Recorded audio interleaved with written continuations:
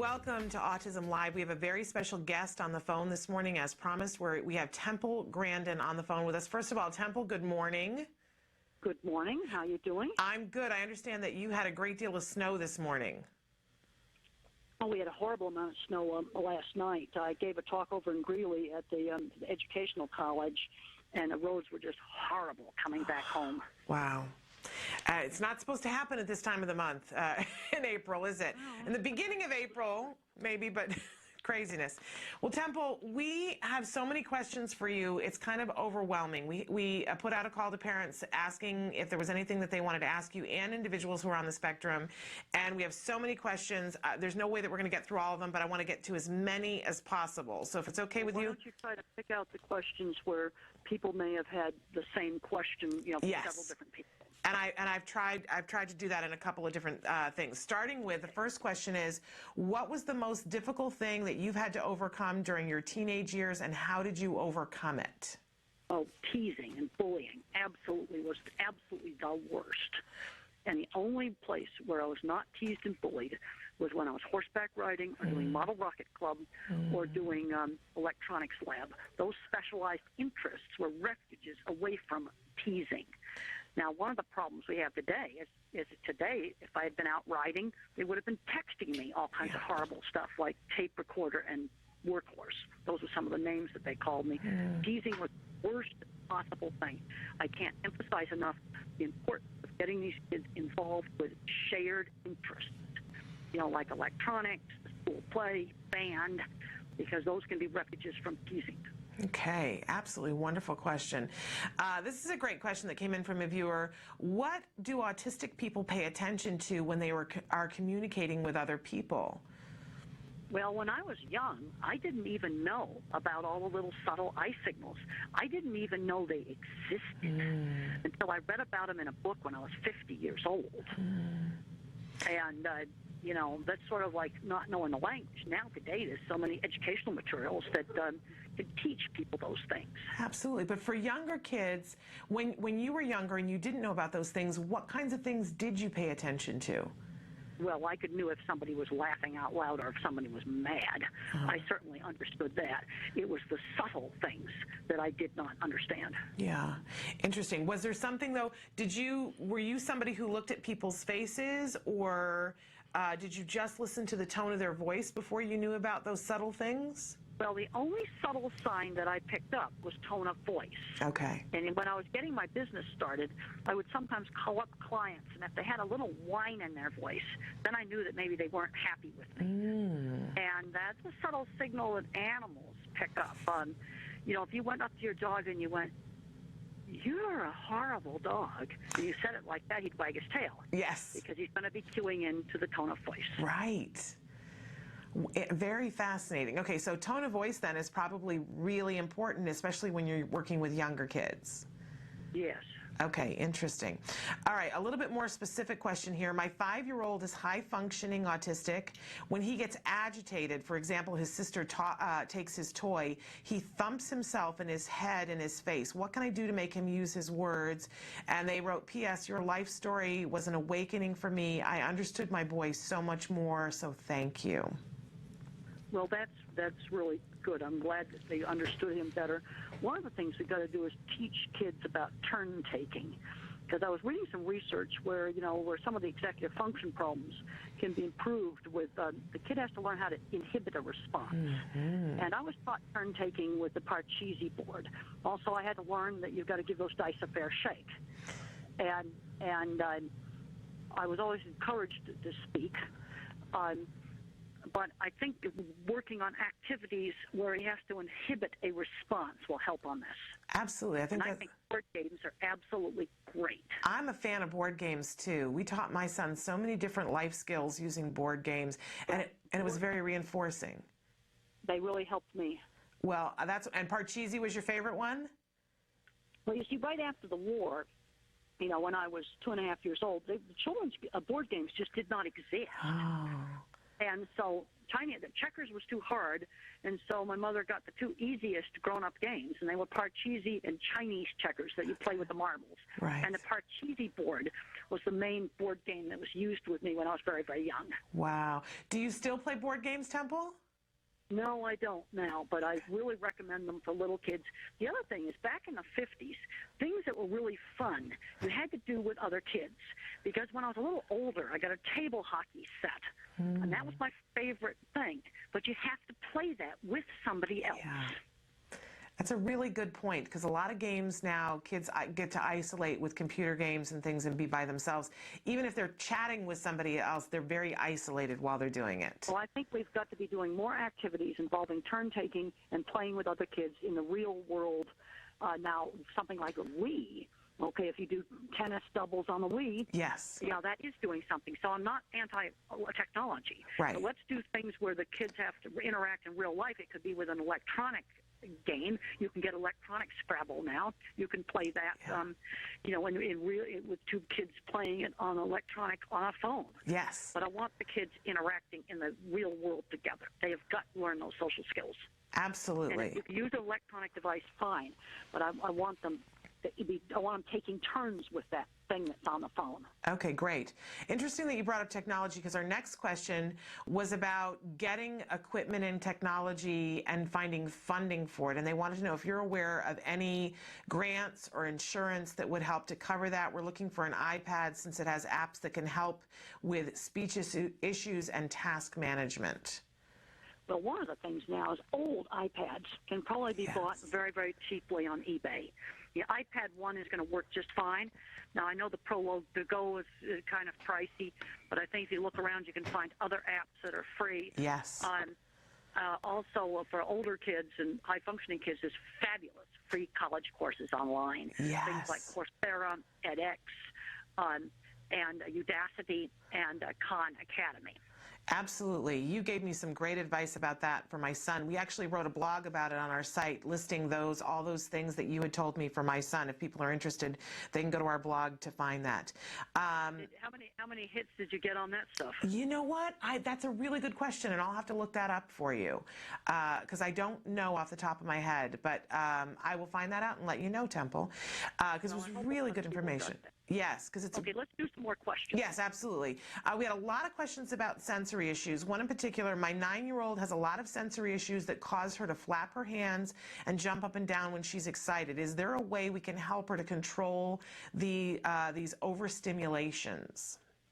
Well, I think working with an OT, there's a number of different sensory activities that can help reduce this, things like deep pressure, slow swinging.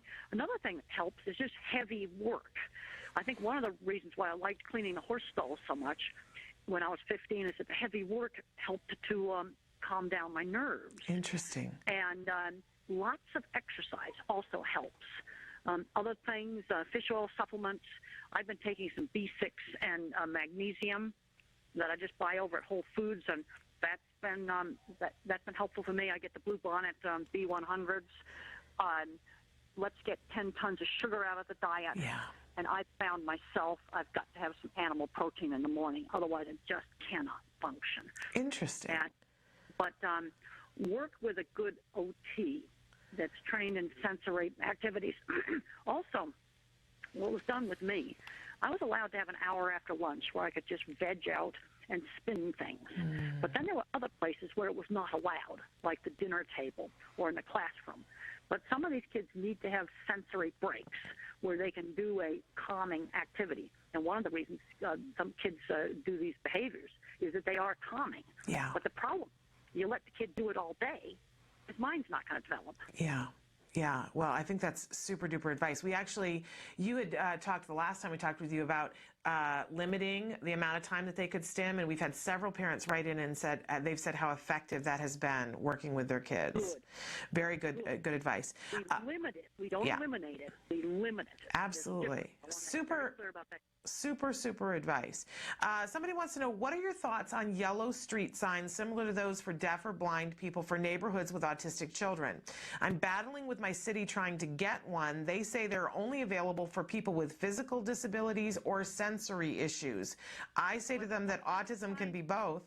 but they won't listen. What kind of signs they're trying to get? I don't understand. They want to put up like a yellow sign like you would put up for a deaf child or for a blind child, notifying people in the neighborhood that they need to use caution and slow down. And she wants to know what you think about that to label. We had one in our neighborhood that said deaf child area so that people were just a little bit more aware. She's wanting to put up one that says autistic child, and she wants to know what your thoughts are on that. Well, you could just get your own sign and put it up. That's true.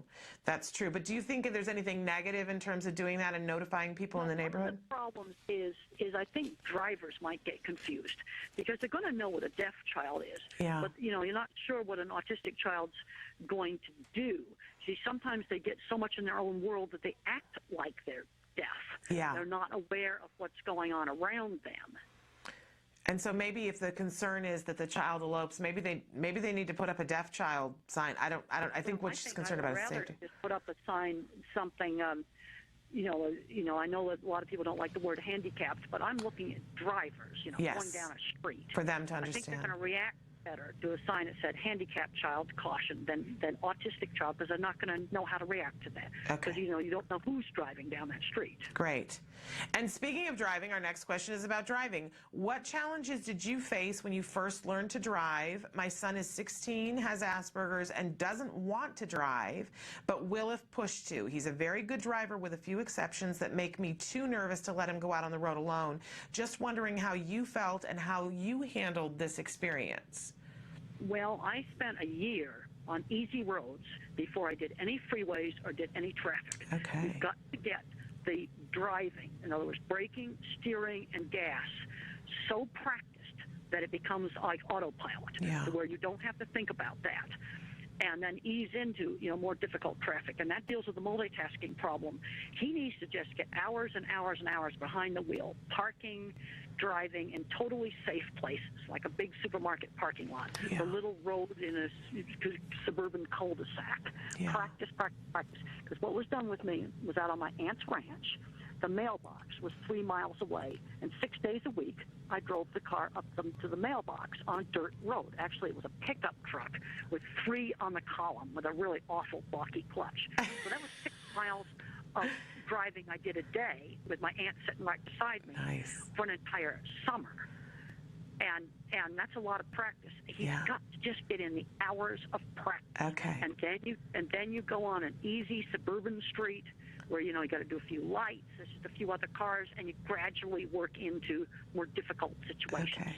Were you excited to get behind the wheel, though, or were you a little bit reluctant in the beginning? I was reluctant. My aunt just said to me, we're going to start to learn how to drive. Okay. And the very first day, she didn't make me deal with the clutch. And so I sat beside her, and I steered the truck. Okay. And as soon as I got used to steering, then she got me in the truck, and I had to deal with the clutch, and the truck lurched forward. But we were in a dirt driveway where there was nothing to hit. Okay. And I had to learn how to work that clutch. But I was doing this all out on dirt roads where there was just hardly any other cars around. Right. Right. Fascinating. Okay. Good. Good to know. Next question is about a 10-year-old who protests for every single task, wants to really do nothing. What strategy do you suggest, Temple? When you say wants to do nothing, what are some of the tasks he's being asked to do? Well, and she doesn't go into any further detail on that, but we do have a couple of other questions that have to do with this too, of children who just really want to sit and veg, that they're being asked to get dressed, asked to go to school, asked to go outside and play, asked to engage in activity, and it's not even that they're wanting to play video games, they just want to veg. And well, some of this is really, really high anxiety. Okay. Because I can remember one time getting into big panic attacks and wanting to just stay in my room and not do anything. And my mother would just come and get me out. Okay. There was one thing, they weren't going to let me be a recluse in my room. Yeah. Just wasn't going to be allowed. And when I was at the boarding school and I was not doing very much studying, I was doing a lot of horse stall cleaning. But the place where they drew a line in the sand is I was not allowed to just stay in my room. I had to show up at meals. I had to show up at chapel. I had to go to movie night. And I didn't want to do movie night because I was nervous, so they made me projectionist. Oh, great idea. That's wonderful. And so, Temple, what were there consequences if you didn't do it, or were there incentives for doing it? Well, if I had just was going to totally stay in my room and not get dressed for church, there would have been consequences. Okay. And always rather severe ones. And what did they offer you the incentive that you could do the spinning with the plate on your bed if you did do it? No, they didn't do anything like that. Okay. I don't think you got to remember. I just never got to that point because there were expectations Okay. that I had to come down to meals. Yes. And I can remember twice in my life getting spanked, and there was always that threat. Okay. And I also would get television taken away from me. Okay. And I wanted to watch the Howdy Doody show. And if I threw tantrums and things like that, there'd be no Howdy Doody show for one night. Okay. Well, that's a pretty big consequence. All right. Somebody wants to know, what did you need from school that you did not get? Well, actually, I had a good elementary school education. Where I got into problems at school was in high school. I just wasn't interested in teenage girls. They're no longer interested in doing projects, and I still wanted to do projects. High school, in a large girls' school, was disaster. I got thrown out for fighting because kids teased me. I know some of the worst parts of my life. We need to develop the areas of strength. Like my ability in art was always encouraged, and that became the basis of my career. Well, that's a wonderful thing. Lovely compliments that people sent you. Somebody said, Temple, hello, you are an inspiration, intelligent, and caring woman. Thank you for your contributions to the world of autism. I have to ask you about the movie part with your mother. You and your mother are on the stairs. She has flashcards. She is slowly pronouncing C-A-T, cat. K-at. Og. Da. Og. Temple. Dog.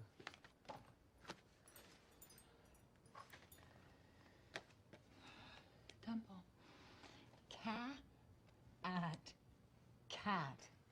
Temple. Trough. Ma. Me. Exactly what my speech teacher did. Okay. She slowed down and she enunciated the words. And I can remember her holding up a cup. She tended to use objects more than flashcards. And she'd hold up a cup and she'd say, now say cup, cup, pa. And she'd slow down and enunciate the hard consonant sounds so I could hear them. Yeah. Because when the grown-ups talked really fast, it sounded like gibberish. In fact, I thought grown-ups had their own special language. Interesting. We've heard many autistic adults saying that when the words came in, they sounded like something completely different, and they seemed to go fast. So that's very interesting. And she wanted to know if you think that type of work with a toddler is important if they're on the autism spectrum. You mean would work with flashcards or work with the child? Going that slow, one-on-one, and going that slow, that skill building. I think autistic toddlers need lots and lots of one-on-one, and that's supported by all the research on applied behavior analysis, or ABA. These kids need 20 or 30 hours a week of one-on-one teaching with an effective teacher that just kind of knows how hard to push the child. You push them too hard, they have a meltdown. You don't push them enough, they don't advance. But some kids you have to slow down a whole lot, maybe others you do not. That's going to be very, very variable. Okay. My speech teacher would say, now say cup, and then she'd go cup, pa. Okay, say cup. Okay, now cup, pa. She'd go back and forth between saying it regular and saying it very, very slowly. Okay, good advice. All right, so we had a lot of questions about difficulties with getting kids to do homework, and I picked one in particular.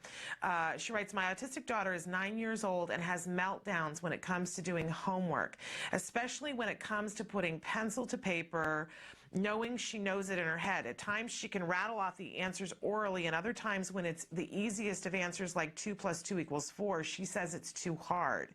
She cannot focus on the task. I give her little breaks and don't pressure her, but a sheet of homework can last for hours, and a lot of screaming, stomping, crying, biting, punching, throwing things, etc. in between. How do I make this a much simpler task for both of us? She's been getting ABA therapy from school, but they're not seeing a difference with what's happening at school. Well, first of all, I've got to try to figure out what's going on here, whether there's some kind of sensory problem with the writing instrument. See, this is the kind of thing where I've got to get a lot more information about why she's throwing these fits. I've got to make sure that maybe she has a problem with fluorescent lights, in the place where she has to do the homework. because this is sounding, it's so severe. Yeah. It's sounding like a sensory issue. My problem with doing homework is I just was not interested. Okay. It was not a sensory reason. And I only knuckled down and started studying in high school when I had the goal of becoming a scientist. See, that's a different thing. And maybe a child that's got some kind of sensory issue doesn't like touching the paper or something. You know, maybe she should do her homework on a computer. You know, I don't know. I'd have to ask a lot more questions. So, but the potential to change the variables up, because it also strikes me that she mentions that she can, a lot of the times she can do the question in her head, but when it comes to the easiest of answers, that she says it's too hard. And I know it's, you just were mentioning that sometimes it was just, it wasn't interesting to you. It was boring. Well, that's one thing, but the other thing is you can have a kid that's echolele. In other words, they yak out all these TV commercials, but they don't know what they mean. Yeah. You see, what might be happening, and I'm just saying, I want to emphasize, might be happening, Right. is that you know, the circuit in the brain for doing this with auditory is working, but maybe her vision, maybe she's got visual processing problems. And she's seeing kind of broken up stuff, and she doesn't see the paper right. And in my book, The Way I See It, I've got 2 chapters in there where I address visual processing problems. Yeah. Maybe the print jiggling on the page, you know, and so in other words, she might be an auditory learner, and maybe that's the way we need to approach things. Okay, interesting. So lots of different variables. And you mentioned your book. You've got a new book that's coming out. Do you want to tell us really quickly what the new book is? Well, the new book is going to be called The Autistic Brain. It's going to be released on April 30th. And I worked with a really great co-author, Richard Panik, a super science writer. The first chapter reviews the history of the diagnostic criteria. Lovely. And I have to say it was rather shocking seeing the whole history just laid out side by side, see how much they changed the diagnosis. Then the next chapter, we go into genetics research, and it's complicated genetics research. We have a whole chapter in sensory in there. I think a lot of people are going to find helpful. I have a chapter on the different kinds of minds, visual thinking mind, the mathematics mind, word minds, and then a chapter on all my brain scans that have been done on me, and there's pictures of all the brain scans, and then a final chapter on jobs for the different kinds of minds and getting people prepared for careers. Lovely. Well, I can't wait to read this. And we actually have a bunch of questions about jobs that I'm going to get to before we get done. Really interesting question that caught my attention, wondering what you think about it. Somebody wrote in and said, my daughter talks to her hands as if they were puppets. She refers to her left hand as the bad hand and her right hand as the good hand. She sometimes puts things in between her fingers of her left hand as if they were eating something or putting things on top of it as a hat. She has different voices for each of them. She calls the left hand Jessie, named for a classmate of hers, and the right hand her name. Sometimes the hands smack each other.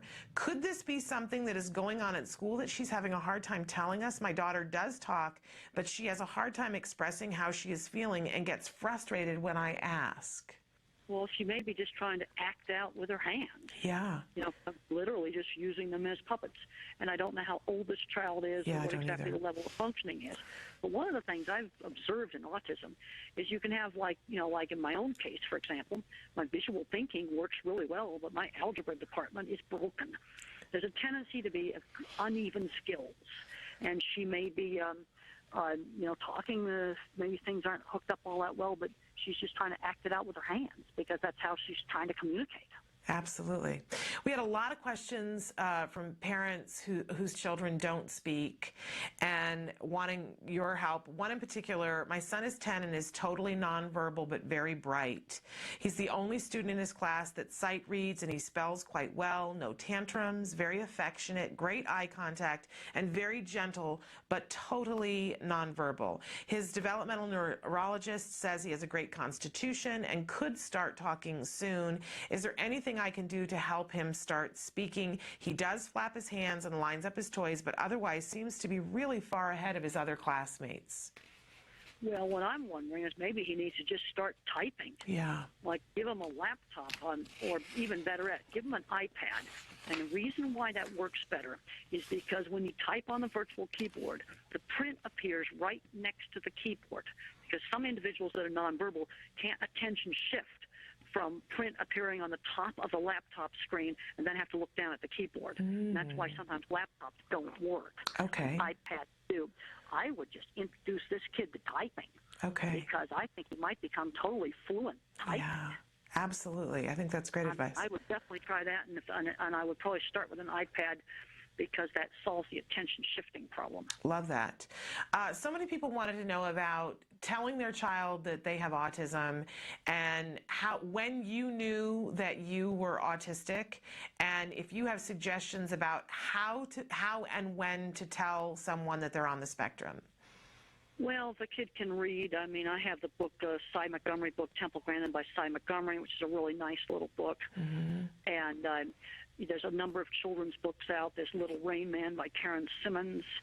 But the thing I'm seeing is I'm seeing too many kids on the high end of the spectrum getting hung up on their autism. All they want to talk about is their autism rather than about their science project, or they like, rocket ships, or they like dogs, or they like to do their math homework. I'd rather see them get hung up on something else. Yeah. Autism is an important part of who I am, but my other activities is my primary identity. And now for older individuals, when they're having dating problems and marital relations problems, this is where diagnosis is really helpful. Yeah. And I discussed this in my book, Different Not Less, where 14 people on the spectrum get diagnosed in and 50s and 60s, and that diagnosis really helped with their relationships. Yeah. And all the people in that book had jobs all their life. But I'm seeing too many smart kids getting so hung up on autism that they're not learning how to work. And I think this is a really serious problem. Yeah. And when I was 13 years old, I had a mother arranged a little job for me, selling clothes for seamstress. When I was 15, I was cleaning horse stalls. When I was 16, I was doing carpentry work, shingling the barn roof, painting signs for our school events. I had lots of work experience. Absolutely. How old were you when you first knew the word autism? Probably end of elementary school. Okay. And was it your mom who talked to you about it? Yes. And how did she explain it to you, Temple? Well, you see, this is the thing. You got to remember the era that I live in. Yeah. And there was no autism materials. There's no books or nothing that she could explain to me. Just explained that my brain was kind of different. And none of the materials that are available now were available. There were no support groups. Yeah, but in a way, we all look at you and you've done so well, and clearly she explained it to you so that it was something that was different. And of course, we know that it was important for your mom to know that you were different but equal, not less. Different but not less, as you've said. The other thing that was done with me is things I was good at was encouraged, but I wasn't praised for every little tiny thing that I did. When I was around 3rd or 4th grade, I made a beautiful clay horse, and that was praised. Yeah. And when I did a very nice watercolor of a beach, that was put in a professional frame and hung on the wall with the professional pictures. But every little piece of art I brought home, crummy little thing I brought home from school, I can remember an ashtray I made in 1st grade. I know it's politically incorrect now to make ashtrays, but that was a 1st grade project. Yes. It's probably not worthy of praise. But when I did something really good, then she really praised it. Okay. So you knew when you did something well because she saved the praise for that. She saved the praise for the really good stuff. Okay. You brought up the whole idea of romance and relationships, and we had a lot of people writing in for advice about that. One mom in particular who said, my son is 17 and I would like to know... Oh, no, I'm sorry. That's another one. How can I help my 20-year-old son with autism meet a girl or at least a companion? There is no hurry, of course, as he is anxious and afraid to deal with such an issue. He already works, drives, and manages his bank account, helps pay his bills, etc. There are times that he would like to have someone his own age to go to movies with and or travel with. And we had lots of people who wrote in, Temple, and said, how do we help our teenagers and our young adults to meet people with like interests for the potential for romance? Well, I think we've got to get involved with the shared interests. I mean, I know a lady named Jennifer Myers, and she's got a very nice book on learning life skills. And Jennifer met her husband at a science fiction convention. That's an example of shared interest. Yeah. They're both computer people. Or they met each other at a historical reenactment society. It involves with events where you get these intense shared interests. Yeah. And that's where you can find a soulmate. Most of my friends are involved with autism, animal behavior, or scientific stuff. And so you have your core group of friends that shared interests. That's right. So get your son involved with. First thing I'd ask that mom is, what's your son interested in? Yeah. What's your son doing at work? Does he really like his work? Obviously, if his work was janitor work, I don't think you would have shared interest in that. Right. But let's say he worked for a computer company, or he worked for something else, something a bit more interesting. There might be a shared interest there. Okay. But that's where things are going to be the best. It could be an art group. It could be a drama group. It could be a choir, a church choir. It could be all. So then maybe you do other singing things together. Okay, great. And would you say that because we also had people with younger kids writing in saying, how do I work on friendships without the romance? So would the same thing apply to the younger kids as well? Okay. Same thing. Shared interests. And the other thing we've got to work on is the turn taking. Yeah. And the kid not totally monopolizing the conversation. Like there's kind of a good rule of, I got fixated on things like carnival rides. Well, okay, I only tell that story twice, because I go on and on about that and just drive people completely crazy. It's the same thing, shared interests. Okay, wonderful. Somebody wrote in, you were talking about algebra just a second ago. They were wanting to know, they had heard you talking and saying that there was one type of math that was particularly difficult, if not impossible, for people with autism. Other people wrote in and said that wasn't quite exactly right, that you mentioned that you're not good with algebra, but they want to know, would that be true of all people with autism? And it seems like a lot of our viewers were concerned about math problems that are considered word problems, that their children are having difficulty with word those. Problems. I have a problem with word problems because you've got to sequence information, and I just don't get a lot of the word problems. And when it comes to things like algebra, it was horrible for me as a visual thinker. But there's other kids on the autism spectrum, they do algebra just fine. Yeah. So it's very variable. Okay. The pattern I tend to see, and I have a whole chapter on this in the Autistic Brain book, is I'm a photorealistic visual thinker. I can visualize things photorealistically in my head. I have trouble with algebra. Then you have another kind of kid. He's a math genius. He's good at everything in math, but may have trouble with reading. And then you got a kid that's a word kid, and he'll know everything about his favorite movies or about, cars or whatever his interest is. Math skills, just average, not a visual thinker. And then you've got others that are an auditory learner, and they learn everything through their ears, and they are not a visual thinker, and often they have visual processing problems. So key is figuring out which one of those areas your child fits into, which will help you to know how to address issues. Well, and the thing is, you can get mixtures of these things, too. But those are definitely, you can get mixtures. Okay. But it's very, very variable. But there is a tendency to be good at one thing and bad at something else. That seems to be kind of universal, the uneven skills when you get on the higher end of the spectrum. Okay, awesome. We had a lot of questions about your mom, your awesome mom.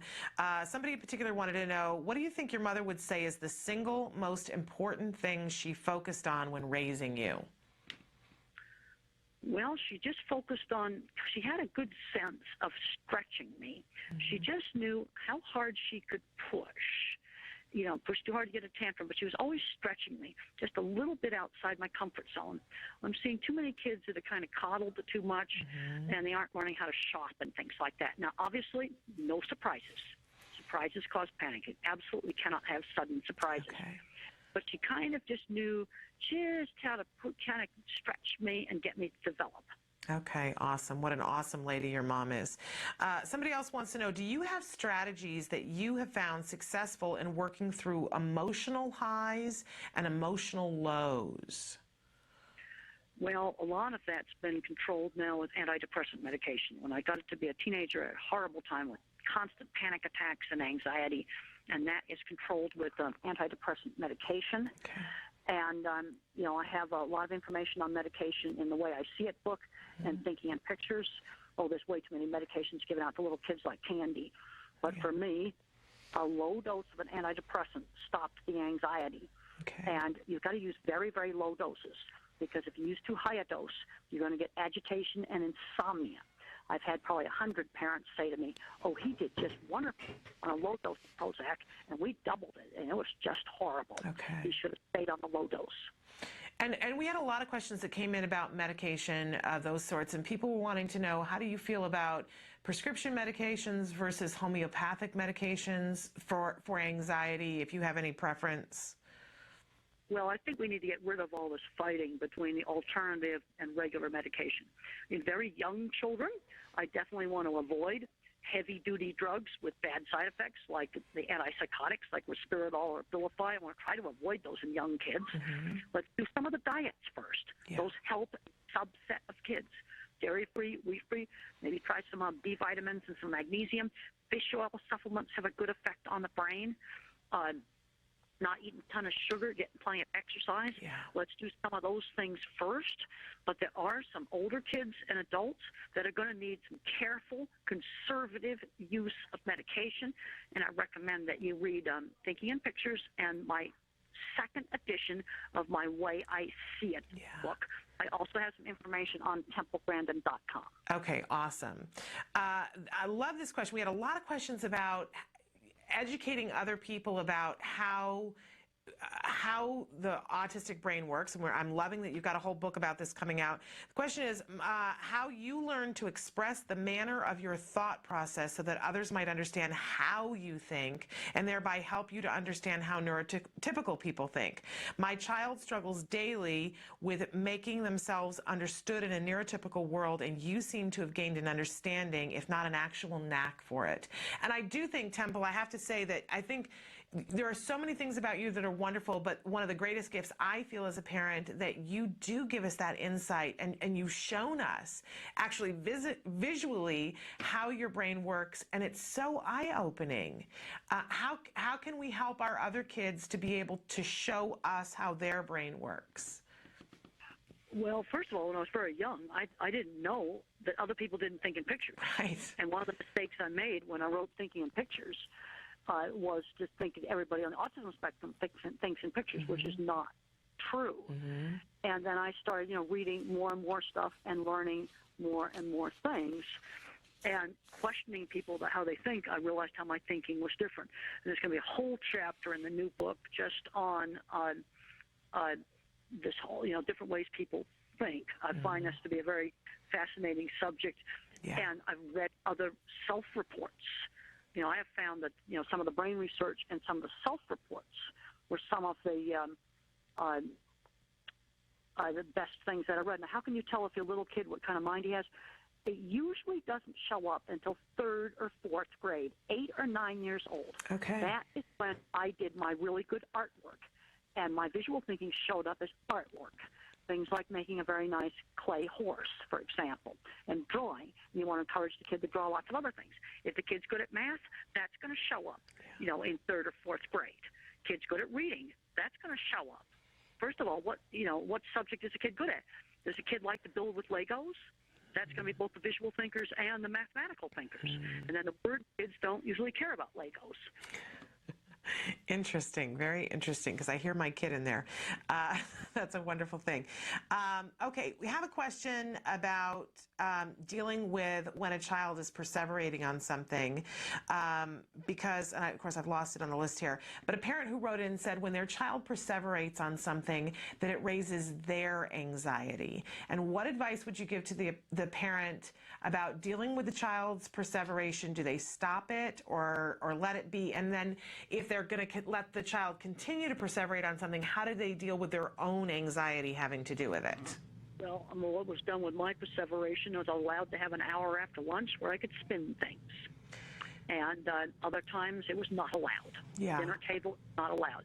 So I think it's okay to give a child some times in the day where he can do some of this perseveration stuff. And then you have other times in the day where it's not allowed, like church and school and classroom. I think it's just fine when the kid gets home from school. He could have an hour to decompress and calm down and perseverate, maybe even play a video game for an hour. But then after an hour, then I want to stop it. And then for the parent who's feeling the anxiety when their child is perseverating, any advice on that, Temple? Well, I would just tell them that if you limit it, not to worry about it. Okay. They do these things to calm down. And I think it's best to allow some scheduled time where some of this stuff is allowed, and then other times we don't do it, like at the table, for example. Right. I love this question. I can't wait to hear your answer. Somebody wrote in, with your ability to see details, do you have any ideas or solutions for how Colorado can conserve or channel our water to be of better use for our crops? Oh boy, I'd have to do a lot of studying on that. I don't have the knowledge to, to answer that one. Now, pictures started to come into my head. I started seeing satellite photographs. I started seeing, when I lived in Arizona, the Salt River dams and things. But there's a lot of stuff I don't know enough about that to say anything. Okay, but I love getting an insight into how you begin to problem solve. Very fascinating. Well, the first pictures that came into my head were satellite photos that show rivers. Fascinating. Fascinating. A lot of people interested in your schooling. One person in particular who wrote in said that they also attended the Hampshire Country School in New Hampshire from 78 to 81. That was the same private school that you attended. They want to know what you would have been gone by that point. And they want to know, did you know Miss Adelaide Patey, the director of the school? Oh, absolutely, I did. Adelaide was there, and then Henry Patey was there. Oh, yes, I knew Adelaide Patey really, really well. Wonderful. I'm sure they'll be thrilled to hear that. Lots of questions about finding jobs for kids that are on the spectrum and making sure that it's something that keeps their interest, and in particular about what to do earlier to get a child ready with job skills before they reach the age of 20. I think we need to start with 13-year-olds. This is the age where kids used to get paper routes, and I know the paper routes are gone now. And if you do have a paper route available, if it's a high-functioning kid, give them a paper route. So let's do other activities outside the home. How about walking dogs? And the thing I like about that is you have to do it every single day, rain or shine. Let's figure out jobs in the neighborhood. How about a tour guide at a little local museum? Some museums will take them at age 12. When they're 16, they can volunteer at an animal shelter. They could work at a farmer's market. They could make PowerPoints for business people. They could fix computers for local businesses.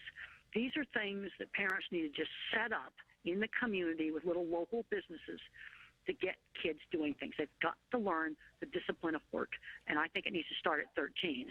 Wow. But I also think it's never too late to start. I mean, you might have a 22-year-old that's been sitting around. We've got to get him out of the house, and he's got to start doing things. I talked to some parents the other day. Dad owned a store, and their son had problems with the cash register, an very old-fashioned cash register. I said, Dad, why don't you buy a scanner? Because there's problems there with multitasking. Let's just buy a scanner. They're not that expensive now. And then the 22-year-old's going to get his butt out of the house, and he's going to learn how to use the scanner, and that's not going to tax multitasking. Because the problem that you have is long strings of verbal information are not remembered, and multitasking can be a real problem. Absolutely. Got a question from a friend. She says, I have an autistic friend. He's pretty social, but he can't read and doesn't have a job. His parents have a lot of money, and he doesn't need to worry about working. He has certain obsessions like Bigfoot and movie action figures. For the most part, his obsessions are fully supported. He's been on Bigfoot hunts and spends thousands of dollars on action figures every year. I'm just wondering if you feel that it's okay to be following the same interests he's had as a kid, or do you think he should be guided to try to learn and read into more adult areas of his life and pushed to do more things? He's never been... I think we have to do with fixations is we need to broaden them out.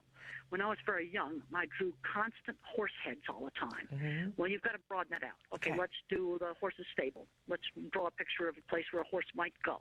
In other words, broaden it out. Okay, Bigfoot hunts. Well, let's learn about, some of the woods and the habitat where Bigfoot lives. Start an interest in botany, maybe. You see how I'm making an associative link.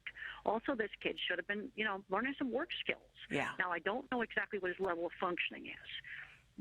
That's something where I'd have to ask those parents some more questions. So I could think of a job that would be appropriate for his level of functioning. But I would definitely try to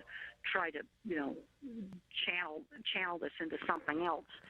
And okay, we can go on a Bigfoot expedition, but then let's learn about some of the plants that are in that forest where you went on that expedition. Okay, so broaden it out.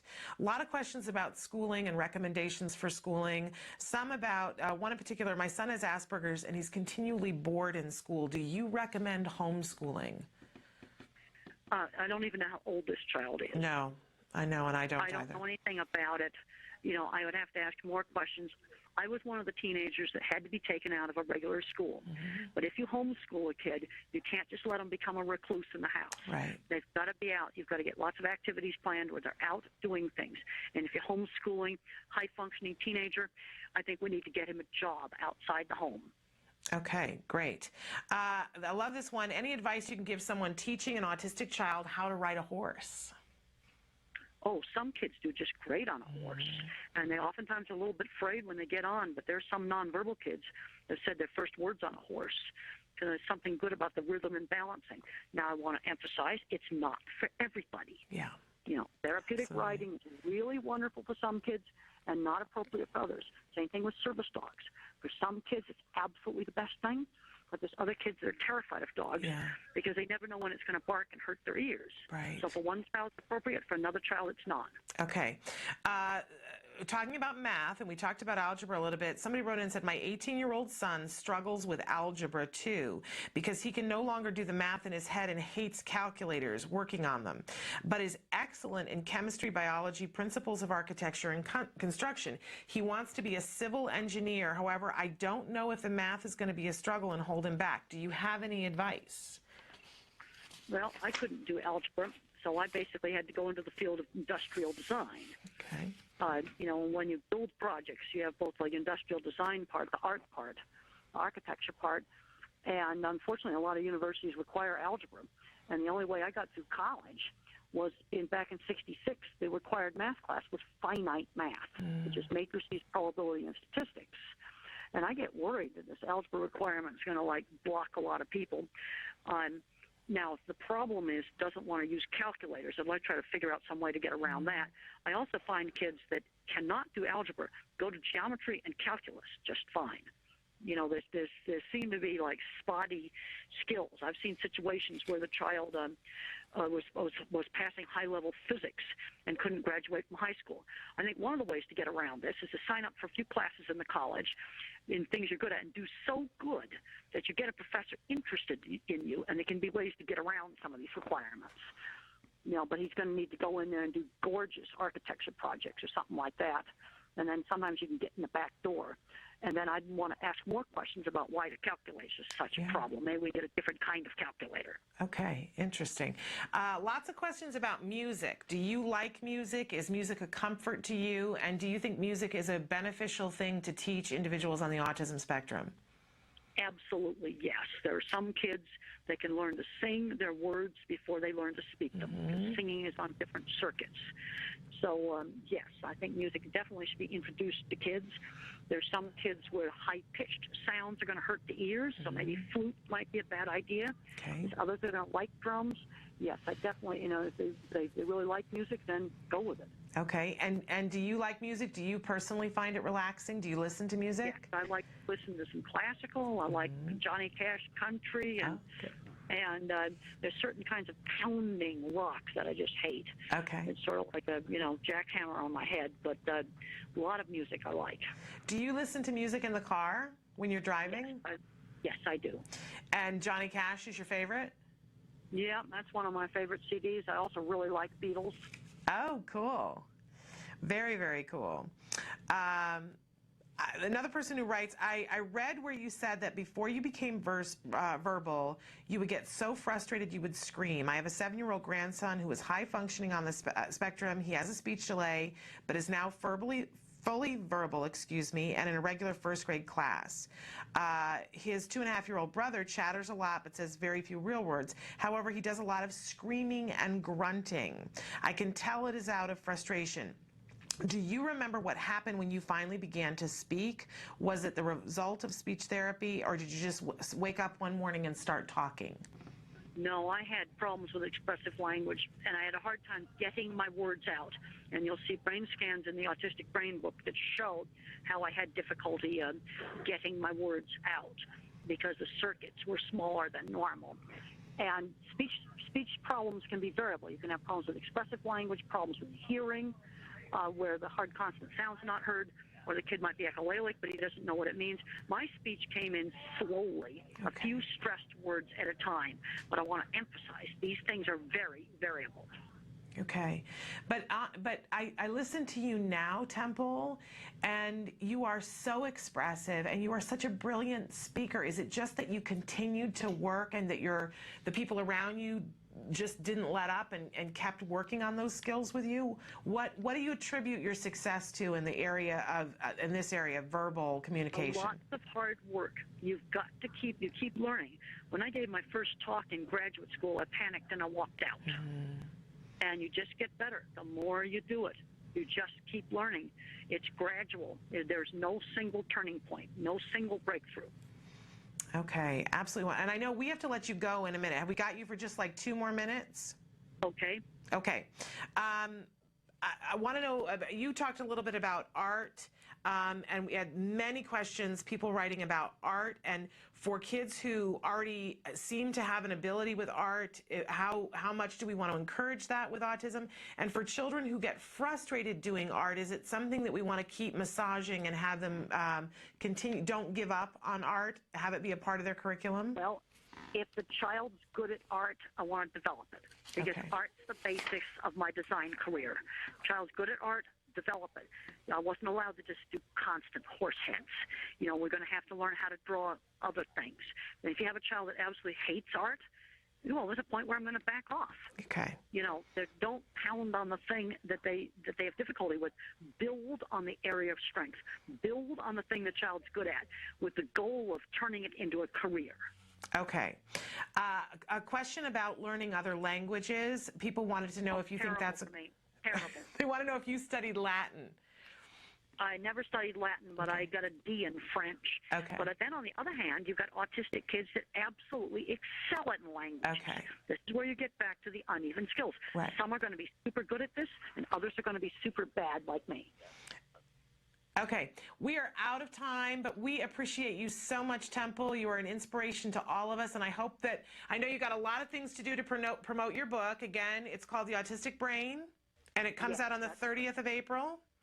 And yes, and you can pre-order on Amazon now. Okay, great. So we want everybody to do that. We just absolutely adore you. We hope that once you're done promoting the book that we can have, because I have pages more of questions and pages more of praise that we might have to email to you, because so many people wanted to tell you how much they adore you, how much you've helped them with their children, and individuals who are on the spectrum, how much you've inspired them. So we thank you so much, Temple. Well, thank you, and I hope I've given some parents and teachers some insight today. You absolutely have. I can't emphasize enough the importance of good teachers and people that just work with me. Well, we appreciate that, and I think you've given great advice for all of them. And I hope you can dig out from the snow. Okay, thank you so much. Take care. Thank you so much. Bye-bye. Yeah. I got to do the U-turn around the thing? Okay. So, Kelby, do I want the north entry or the south, or does it matter? Okay. Are we doing curbside bag check? Which way, Kelby? Left? Yeah. Okay. Kelby, can I go through the T? Yeah, I have a toll tag. Then you go through the T. Okay.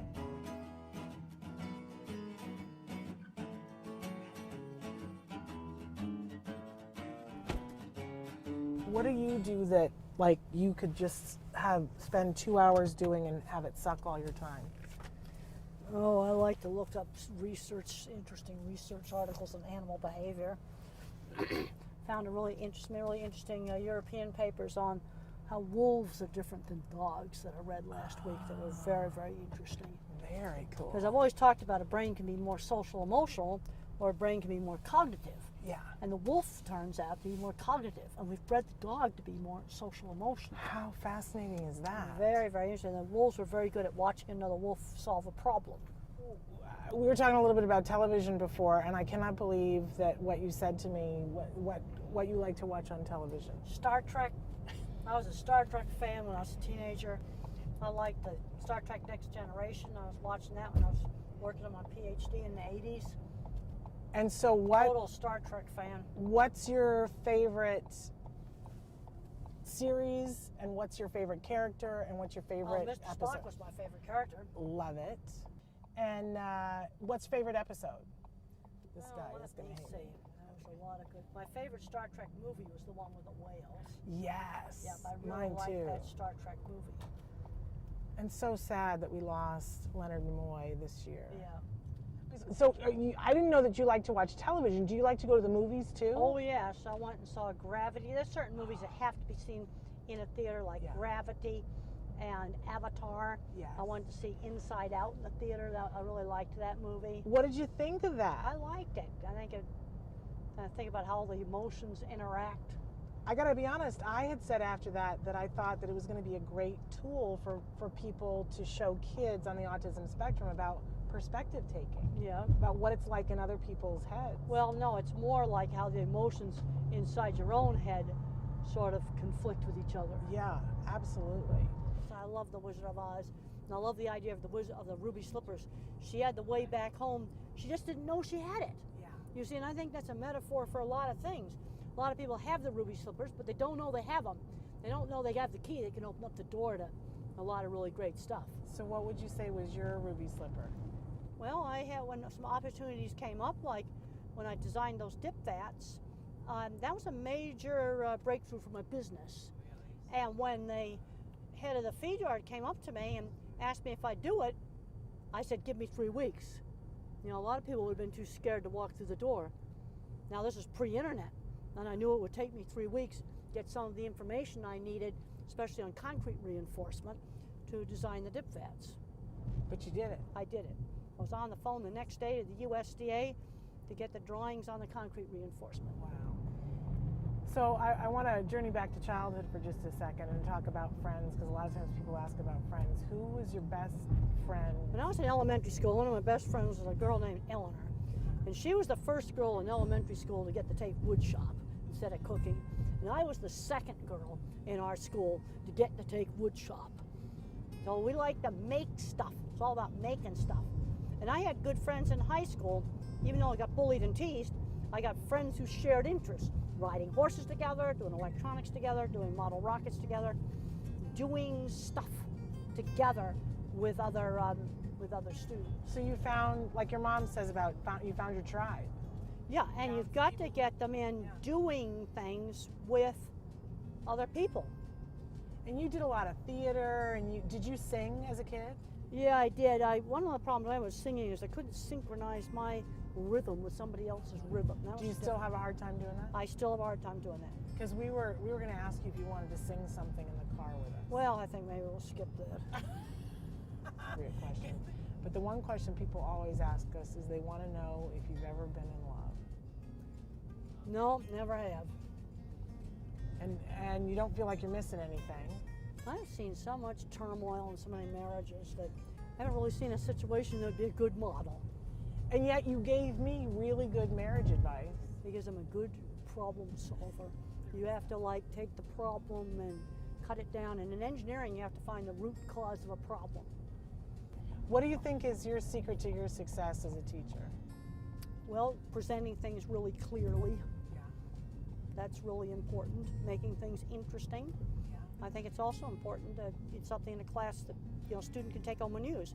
I teach a class in cattle behavior and handling, and I've got a lot of students that are pre-vet that are going to go in the dog and cat. Probably won't be handling any cattle. But I said, you want to design this corral system because it's visual problem solving.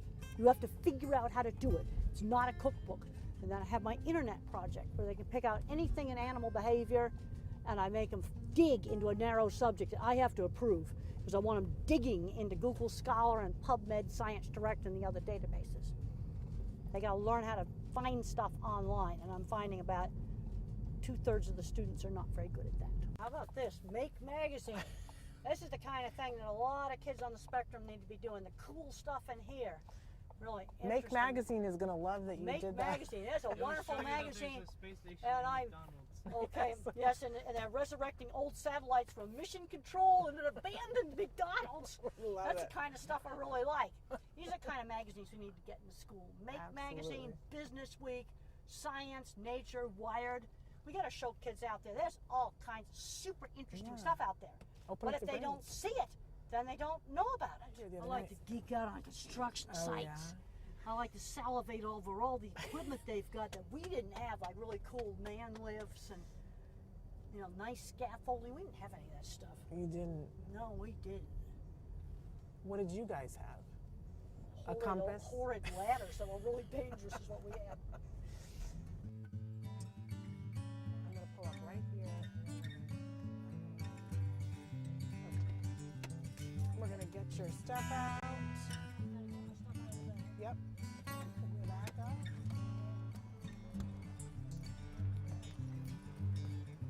Oh. We have to get the mic back from you too. Oh, you took it off already. You're good. That's attached to mine.